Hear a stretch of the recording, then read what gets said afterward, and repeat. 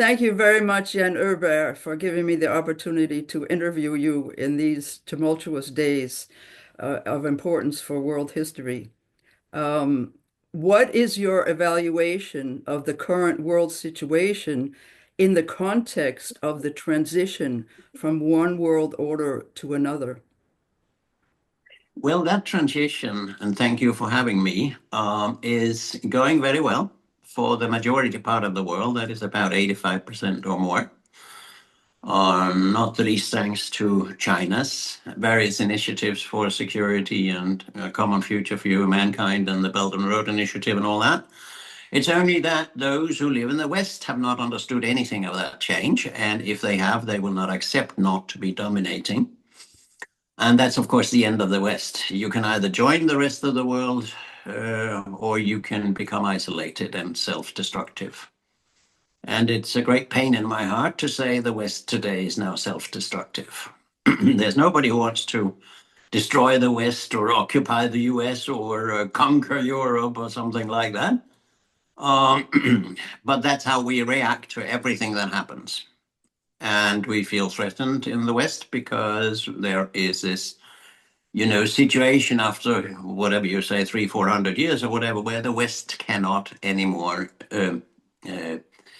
dominate, decide, be the one polar that runs the rest of the world. You remember the old distinction of the first world, the second world, the third world, and the fourth world.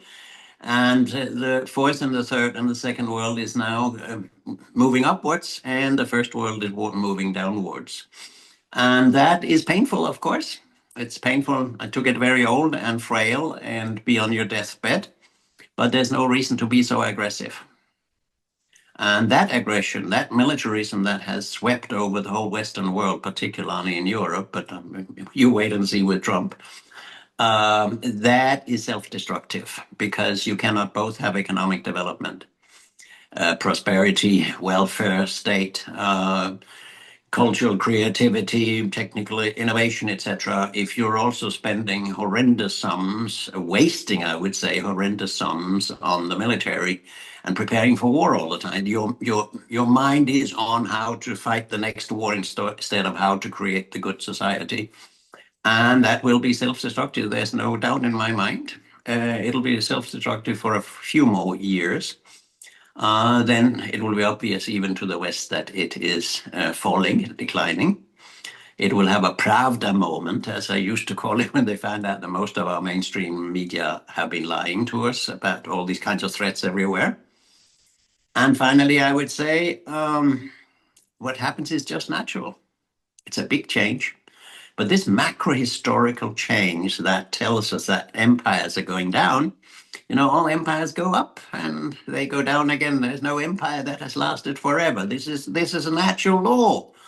And you can adapt to it, or you can say, I'll fight it. The more you fight it, the faster your decline will go. And I say it, as I said, with pain in my heart. I have never been anti-Western. I've never been anti-America. The Western world has given the world a lot of good things, culture, innovations, ways of living, products, ideas that were good, like freedom of speech, free media, etc. And a certain kind of democracy. It's not a democracy anymore anywhere in the West, but it was. The theories were good. And now you have basically destroyed it all. All the values of the West are now, if you will, undermined by the West itself, not by anybody else, but by the West itself. So it's a very sad situation for the West. The rest of the world is going well. And we have been calling for Europe and the United States to actually ally with the BRICS plus countries, the global South countries, instead of continuing their confrontation policy. I totally agree with that. Mm-hmm. But I don't think they know anything but confrontation. You take the Danish government, which is now covered by the world press, where it's completely emotionalist, totally outrageous policies and waste of money. Denmark will go down the drain very soon. Mm-hmm. And that's an example of many others. I was born in Denmark, as you know. You sit in Denmark. And Denmark was a peaceful society. It was H.C. Andersen, it was all these kinds of welfare thing. It was Kierkegaard. It was folk high schools. It was women's equality. It was smaller income differences. It was an ability and a will to help the world in different ways. It was strong. Sweden, as a neutral state at the time, Sweden was a country where you could count on a strong adherence to international law and to the United Nations and United Peacekeeping. All these good values are gone. The only thing you can hear the Danish Prime Minister talk about is war. Mm. Now, she has some kind of, irrational disturbance, pathological, I would say. And she's a very powerful woman and she plays power games all the time. There's no substance behind it. There is no substance behind it. It applies to all the other European countries. My question is, could you please give us a scenario by which Russia will take all of Ukraine, then continue to Poland and the Baltic republics and Finland and Sweden and land in Denmark or occupy the Eiffel Tower in 48 hours with its tanks? Would you please give me that scenario?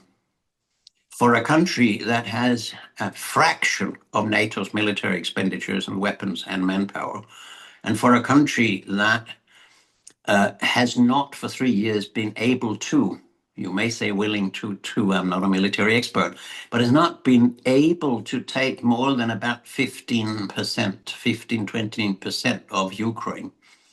Now, mind you, if you occupy all of Europe, you will have to administer it too, to keep it.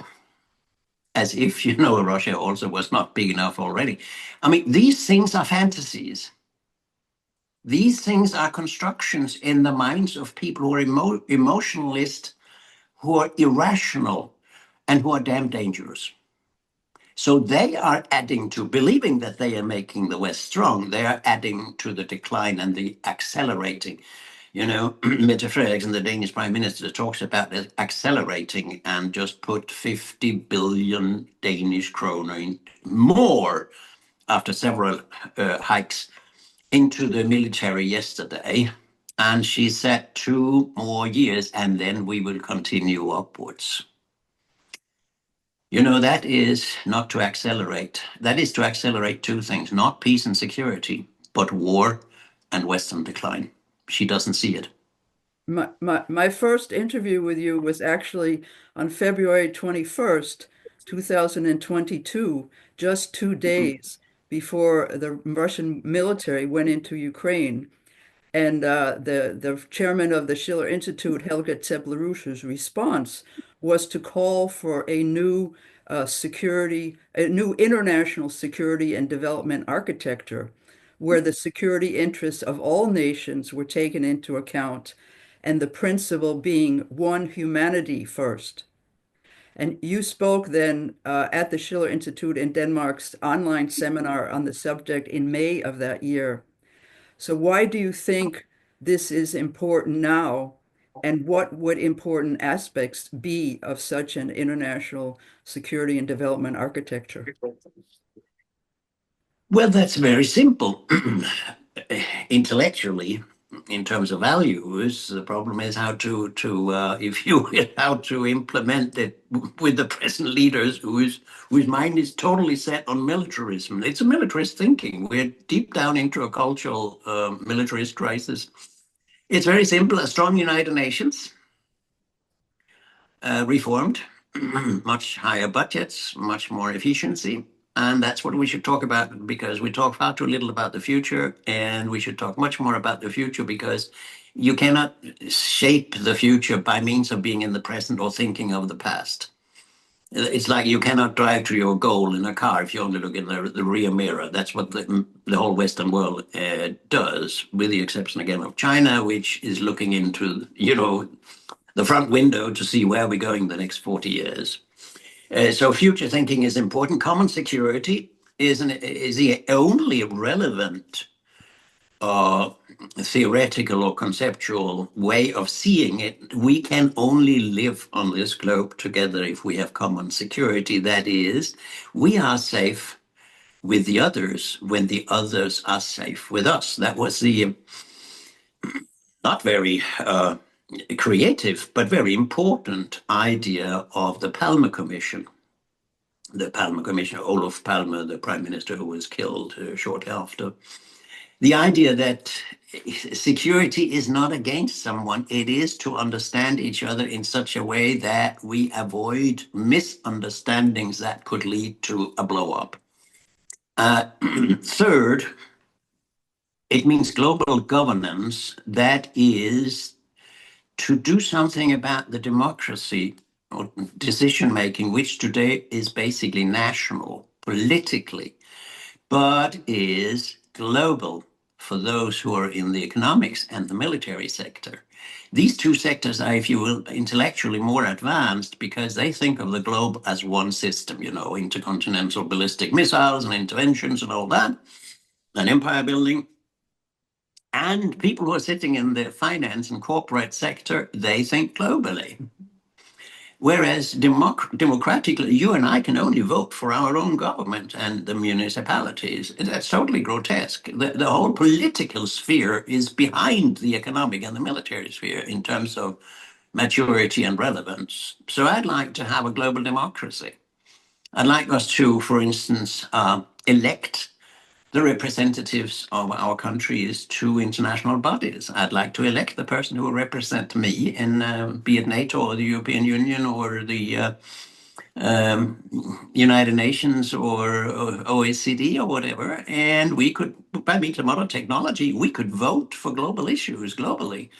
If you can decide which song should be winning in the European Song Contest by SMS, why the heck can we not do something? I know it's not that easy, but you know, I'm trying to say, why are we only allowed to vote for our prime minister, who is important, as all other prime ministers and governments are having less and less influence on the global future and our own country, because more and more of my country's decision and path into the future is decided internationally, whether the World Bank or NATO or whatever. So, fourth, it would mean defensive defense.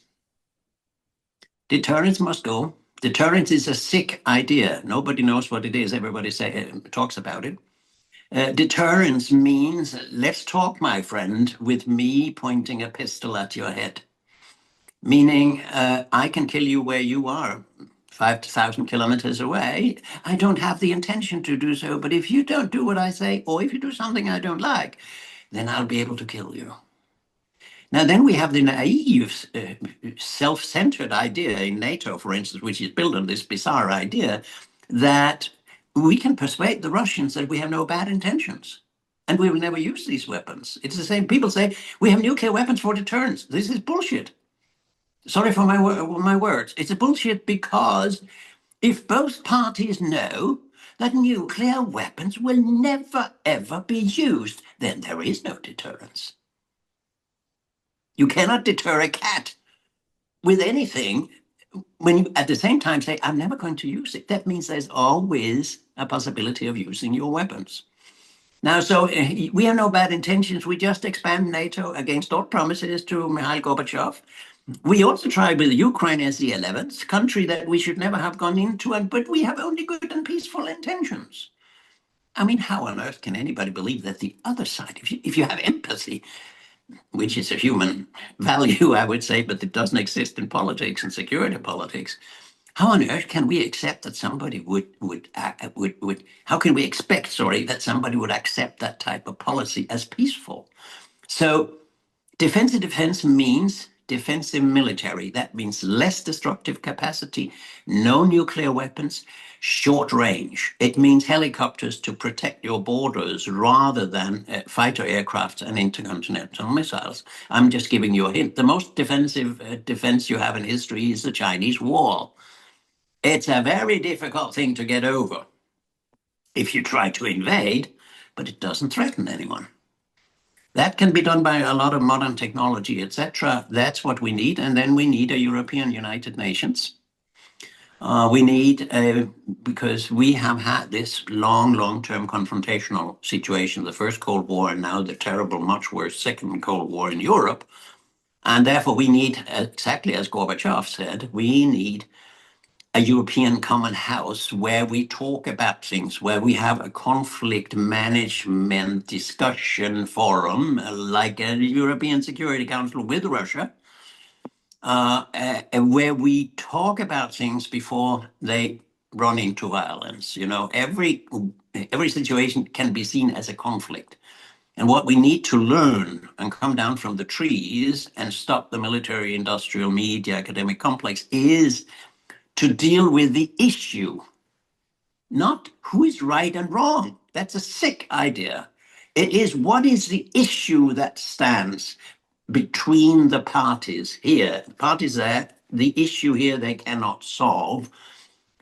If you take it in the Ukraine thing, it's a conflict between NATO and its expansion and Russia and its rising after it has been on its knees. And these two are pitted against each other.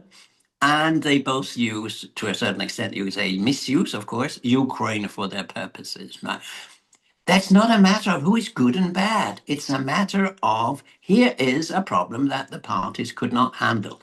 It's a conflict resolution is problem solving, if you will. And that cannot be done without creativity, because conflict resolution is about seeing a better future, suggesting something all the parties could live with. Maybe not be 100% happy with, but could live with, so that they say, that idea for the next 10 or 20 years for my country is better than continuing the war. Now, that's what Trump has not understood a word of. He doesn't do conflict resolution. He does, in my view, positive thing. He wants to stop the war. And the kakistocrats, the kakistocracy we're living in Europe says, now we are upset that we're not at the table. For 3 years, very soon, for 3 years, the European politicians could have talked with Putin and taken the telephone like Trump did. But these fools didn't do it. They were so cocksure that they would win. And so, serve yourselves that you're now totally marginalized. Europe is becoming a fool in the international society. And that's a pity, because, it's a fool compared with, or in comparison with, Mr. Trump.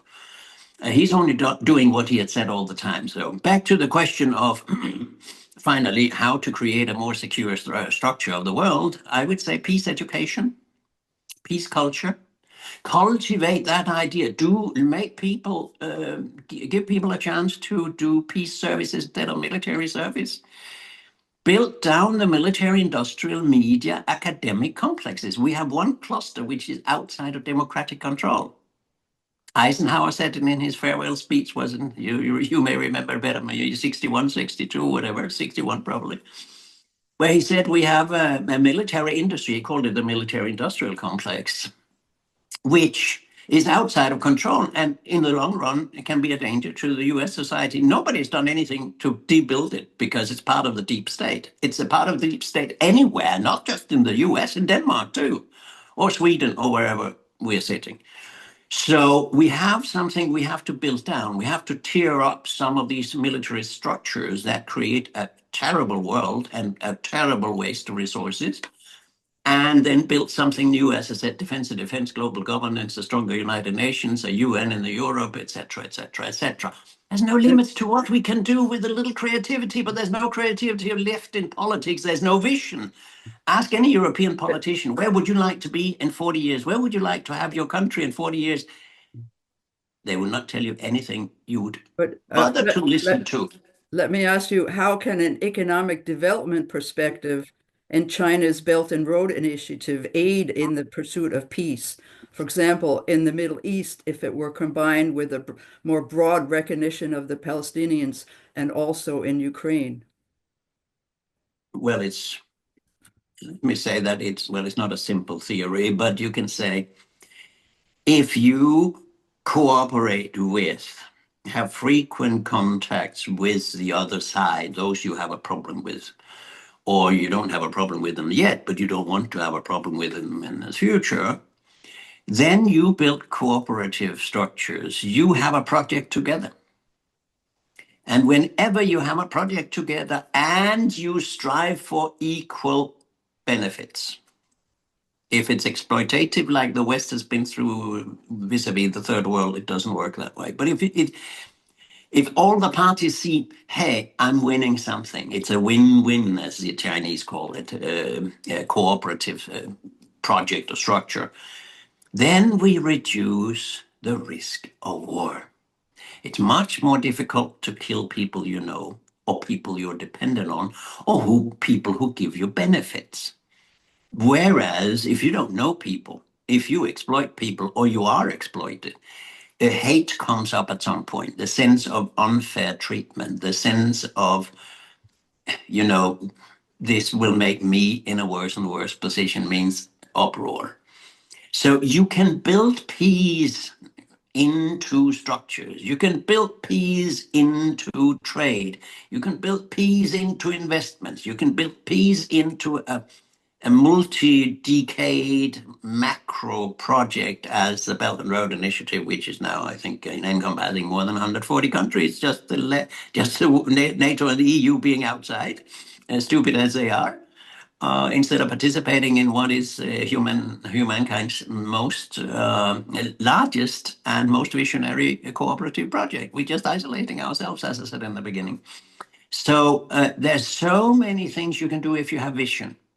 There's so many things you can do if politics were about selling good ideas. There's so much you can do if you involve cultural people, intellectuals, ordinary citizens and their civil society organizations, and asked, the time is over when politicians ask for good advice from the people. They believe that they know everything themselves and they're driving our societies to hell. But that close-mindedness, is frightening to me. I'm so old that in all the 80s, I sat in the Danish Commission for Security and Disarmament.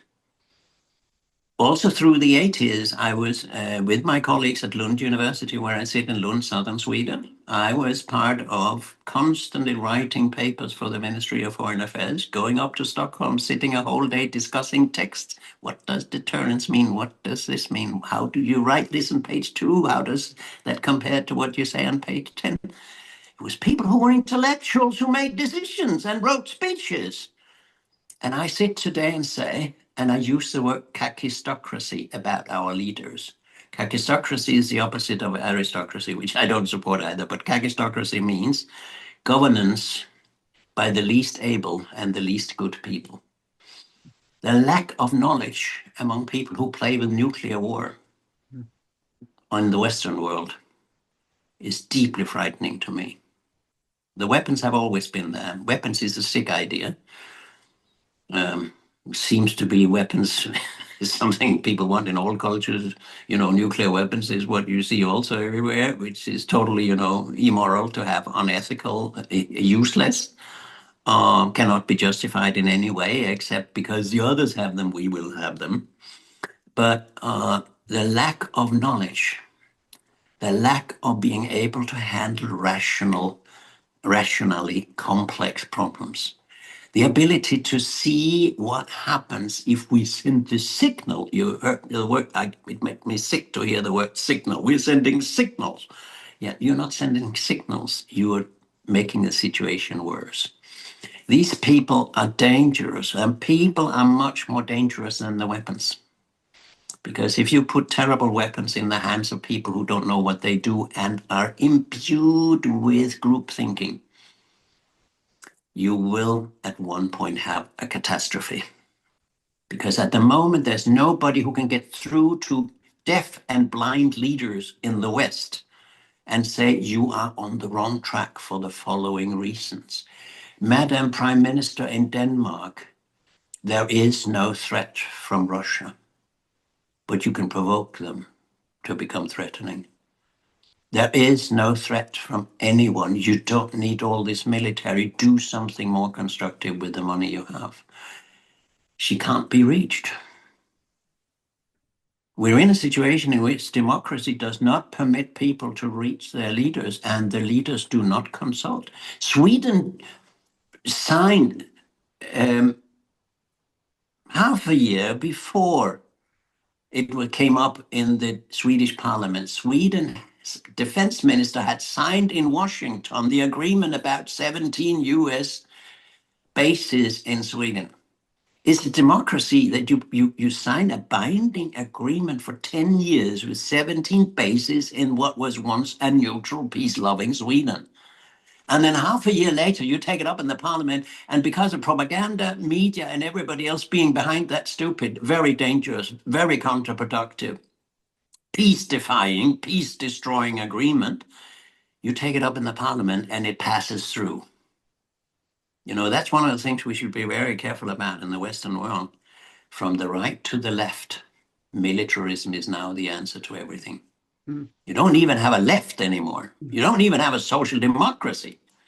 Think of the tradition of Willy Brandt, Urho Kekkonen, Bruno Kreisky, Olof Palme, Anker Jörgensen.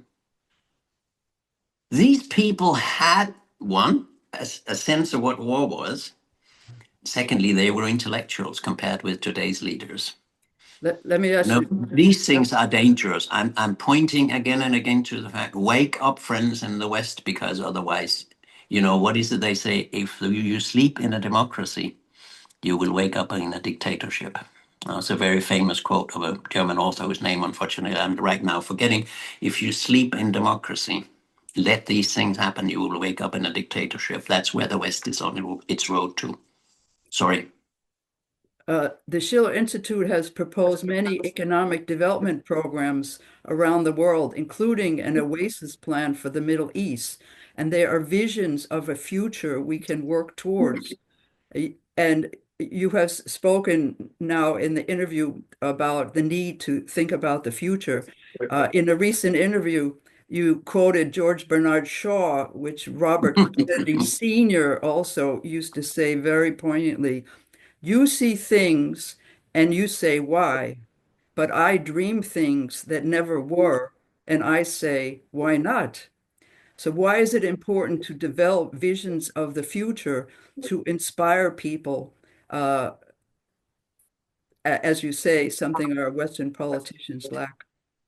I'm very glad you're quoting this beautifully from George Bernard Shaw. I think you will find it probably back 45 to 50 years in my writings, and I don't think I've ever ended a public speech without quoting that.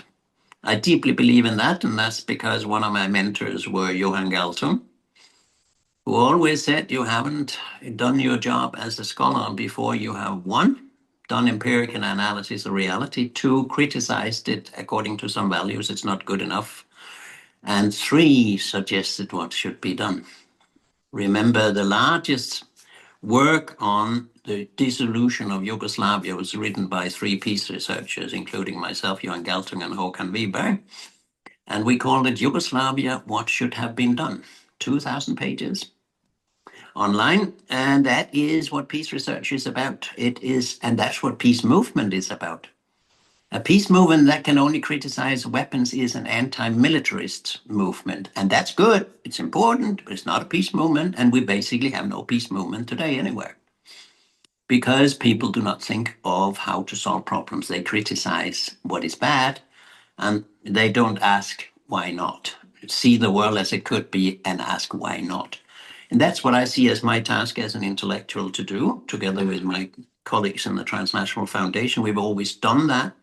And I would say the world is far too complex and difficult and threatening to a certain extent to let the politicians decide what to do.